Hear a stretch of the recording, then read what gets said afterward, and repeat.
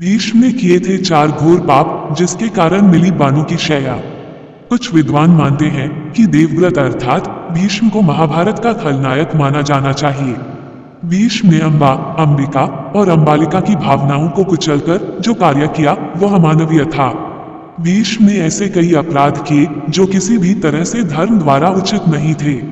इसलिए कहा जाता है कि वे अधर्म के साथ होने के कारण आदर्श चरित्र नहीं हो सकते। भीष्म अपने पिछले जन्म में एक वसु थे और एक शाप के चलते उन्हें इस जन्म में मनुष्य बनकर कष्ट झेलने थे। 8 वसु भाइयों में से एक द्यू नामक वसु ने एक बार वशिष्ठ ऋषि की कामधेनु का हरण कर लिया था। इससे क्रोधित होकर वशिष्ठ ऋषि ने द्यू से कहा कि ऐसा काम तो मनुष्य करते हैं, इसलिए तुम 8 वसु मनुष्य हो जाओ। ये सुनकर वसुओं ने घबराकर वशिष्ठ जी से शाप मुक्त होने की प्रार्थना की तो उन्होंने कहा कि अन्य वसु तो वर्ष का अंत होने पर मेरे शाप से छुटकारा पा जाएंगे, लेकिन इस द्यू को अपनी करनी का फल भोगने के लिए एक जन्म तक मनुष्य बनकर पीड़ा भोगनी होगी। यही द्यू बाद में गंगा की कोख से देवव्रत के रूप में जन्मे। यही देवव्रत आगे चलकर पितामह भीष्म कहलाए। एक बार भीष्म के पिता शांतनु सत्यवती के रूप और सौंदर्य से मुग्ध होकर उससे प्रेम करने लगे थे और वे उससे विवाह करना चाहते थे, लेकिन सत्यवती ने उनके समक्ष ऐसी शर्त रख दी थी जिसे कि वे पूर्ण नहीं कर सकते थे। इसके कारण वे दुखी और उदास रहते थे। जब भीष्म को इसका कारण पता चला तो उन्होंने सत्यवती की शर्त मानकर अपने पिता शांतनु का विवाह सत्यवती से करवा दिया था। सत्यवती के कारण ही भीष्म को आजीवन ब्रह्मचारी रहने की कसम खानी पड़ी थी।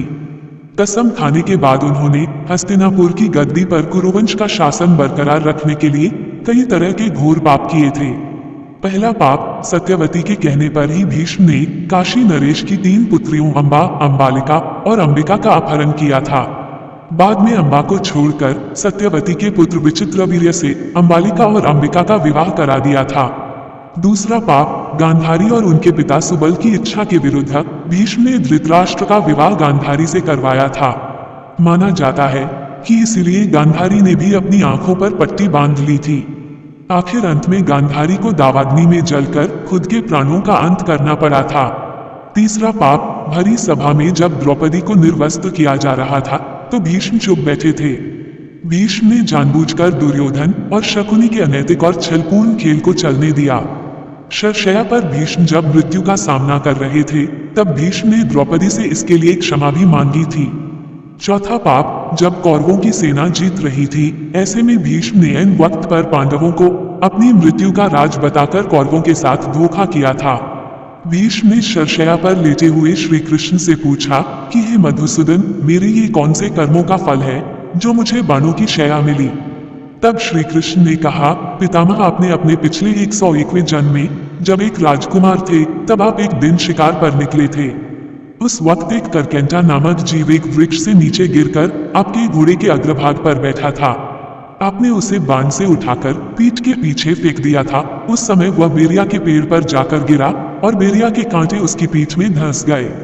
करकेंटा जितना निकलने की कोशिश करता उतना ही कांटे उसकी पीठ में चुभ जाते और इस प्रकार करकेंटा 18 दिन तक जीवित रहा और ईश्वर से यही प्रार्थना करता रहा कि हे युवराज, जिस तरह से मैं तड़प तड़प कर मृत्यु को प्राप्त हो रहा हूँ, ठीक इसी प्रकार तुम भी तड़प तड़प कर मृत्यु को प्राप्त होगे। अपने अगले और पिछले जन्म में भीष्म द्वारा इतने पाप करने के बाद भी भीष्म को किसी भी तरह से खलनायक नहीं माना जा सकता, क्योंकि भीष्म ने जो भी किया वो हस्तिनापुर के सिंहासन की रक्षा और कुरुवंश को बचाने के लिए किया था। तो फिर महाभारत का सबसे बड़ा खलनायक कौन था? ये जानने के लिए हमारी आने वाली अगली कहानी अवश्य सुने। दोस्तों, आपको ये कहानी कैसी लगी कृपया कमेंट करके जरूर बताएं और ऐसे ही और भी बहुत सारी कहानियों को सुनने के लिए चैनल को सब्सक्राइब जरूर करें।